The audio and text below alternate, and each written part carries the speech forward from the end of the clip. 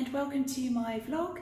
My name is Jenny and I'm the founding partner and CEO of the Gateway Group of companies, and this is number 2 in my vlog.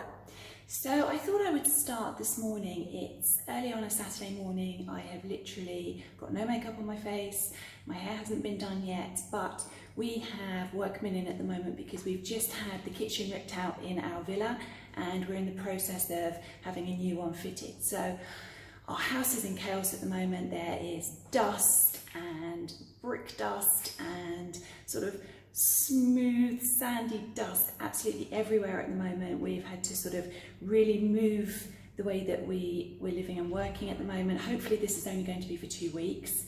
So the dogs have had to move out of their part of the house, the cats have moved into the dining room, and we're sort of living out of fridges, and it's not the easiest of situations at the moment. So I thought I would take the opportunity to show you currently what our kitchen is looking like.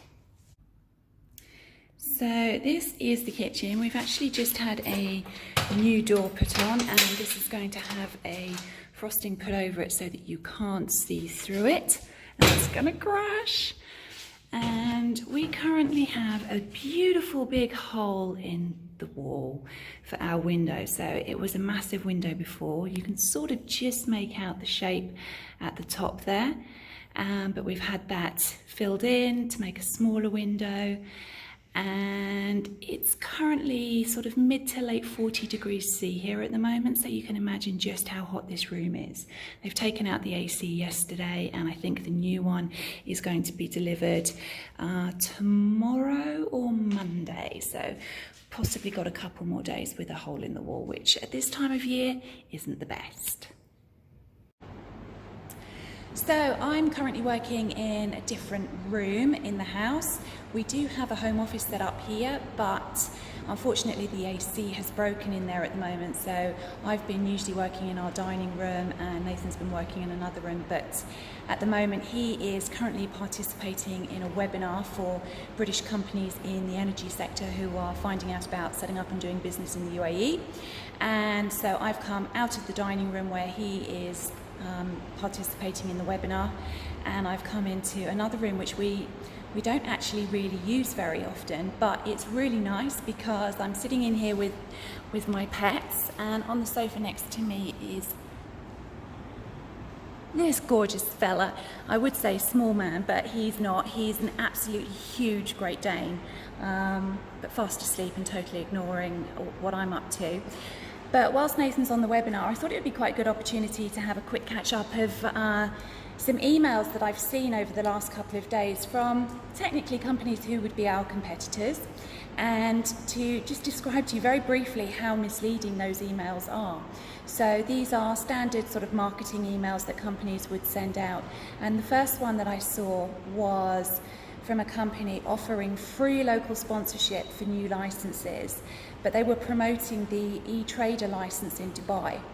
And if you are setting up an e-trader license in Dubai, you don't actually need a local partner. So I felt that that was really misleading, making people think that they were getting something for free when actually they don't even need it for that particular type of license. Oh, he's just started snoring next to me, so I hope that you don't pick that up on this quick video. And then the second email that I got this morning was from a different company, but they were promoting the freelance permits, and they had written the wording in such a way that it was saying that a freelancer is an individual shareholder in the business. And again, very misleading, because as a freelancer you are not a business, you are an individual who has a particular skill and is using that as and when you are contracted by your clients. So misleading in the sense that it was leading you to think that it was a business when in fact it's just you as an individual with permission to carry out your skill. So as I'm always saying to people, just beware when you're looking for research information about visas, about trade licenses, how to set up companies here in Abu Dhabi and Dubai. Just be incredibly careful because there's so much misleading information, and terminology is just bandied around so frequently that it's misleading, it's confusing to people who don't know and who are on the hunt for information. And it's unfortunately how people end up getting the wrong type of license or permit for what they're looking to do. So anyway, I will have another catch up with you at another point, but that's all for now. Bye bye. Hello, so I'm still working from our dining room at the moment, and we've been having the kitchen fitted this week, as you know, because I showed you earlier on in this vlog. And yesterday we were hoping that the kitchen should have been finished. The fitters were in to fit it, but when I went into the kitchen sort of late afternoon, oh, I was so disappointed. The fridge was in the wrong place, it didn't look like it fitted correctly, but most importantly, they were the wrong cupboards. I nearly died. And you know, when you have that sort of that moment of panic and you think, I can't have chosen this surely. And Nathan was with me and he said, well, I've got what you showed in a photograph, because we were very careful to make sure that we took a photo of the name and the numbers of the Korean worktop that we chose, and also the cupboard fronts. And I said, look, this cupboard front is brown. I just wouldn't have chosen brown. So we've gone for grey in our kitchen. So I went and sat outside on the veranda, and he sat down with me and pulled up the picture. And then there was just that sigh of relief, thinking, whew, at last, I know for sure that yes, I'm not going mad. I did choose grey, and there's a nice contrast between the Korean work surface and the kitchen cupboards. So we called the kitchen shop up and we said, look, the kitchen is the wrong kitchen. Fortunately, he called us straight back and said, yes, it was his fault.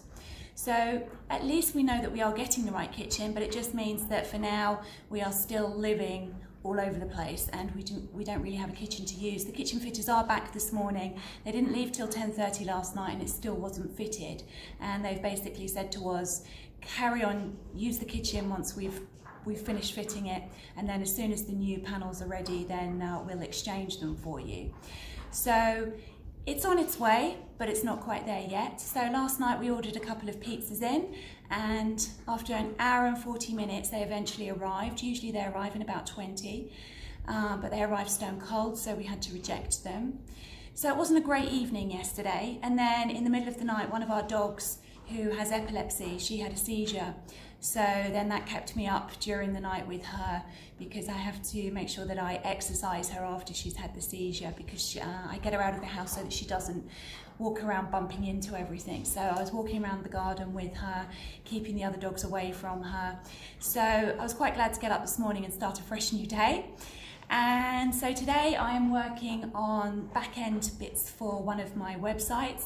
Really frustrating. I had redone all of the imagery during the lockdown, actually, done all of the tagging, was really proud of myself. And when you look at it through the portal where you're doing all of the editing on the website, it looked really great, looked fantastic. However, when I actually looked at the live version at the start of the week, I noticed that pictures don't show correctly. They're not showing as they do in the editing viewer.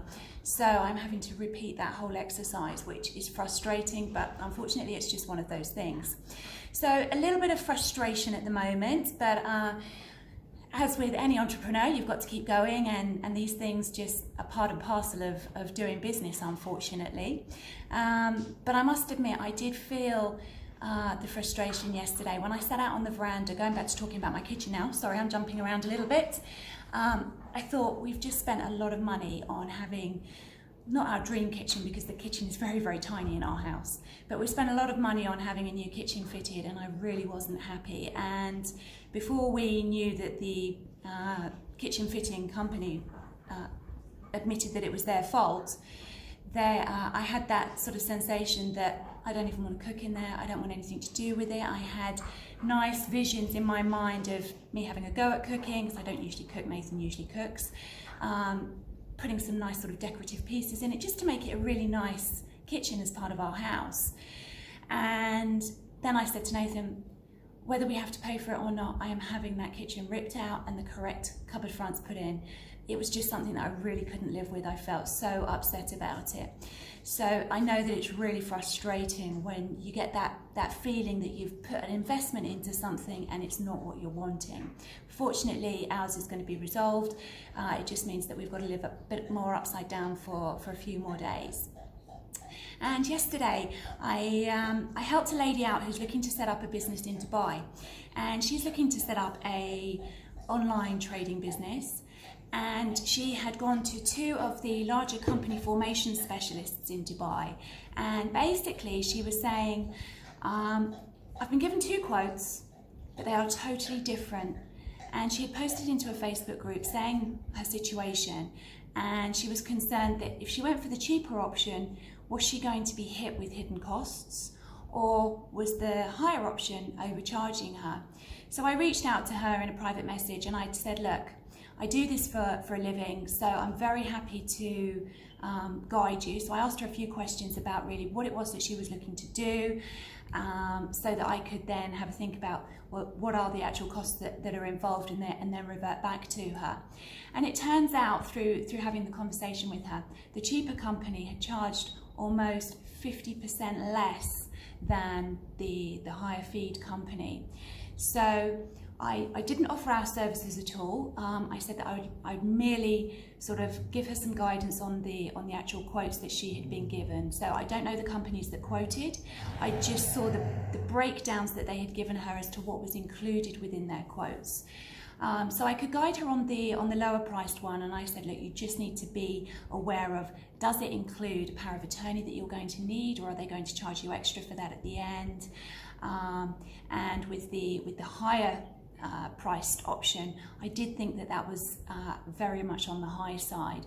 So I suggested to her that perhaps she might go back, if that was the company that she wanted to use, and see if they might reduce their fees a little bit. So one of the things that I also suggested to her was, whilst the money side of things, especially for a startup, is really, really important, and of course you don't want to be ripped off, and of course she's doing the right thing by checking that everything is covered and she isn't going to get a shock at the end with some nasty hidden costs.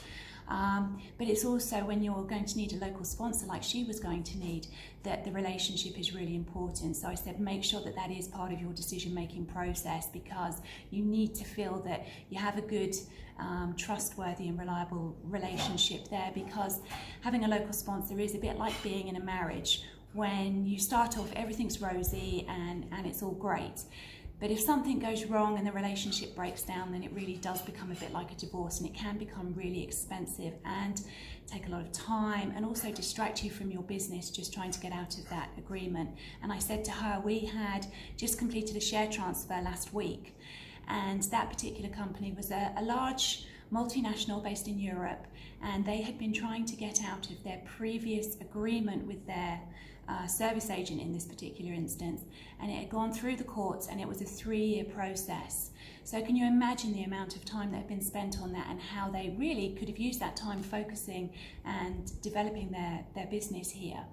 And one of the things that I also said to her was that when we get inquiries for share transfers, it's never because of the money, it's always because the relationship is broken down. So whilst the fee that you pay to your sponsor or service agent is important, do bear in mind the relationship that you're going to have there as well, and make sure that the sponsor is going to be somebody that's responsive when you're needing assistance, and also is going to be reputable and reliable as well.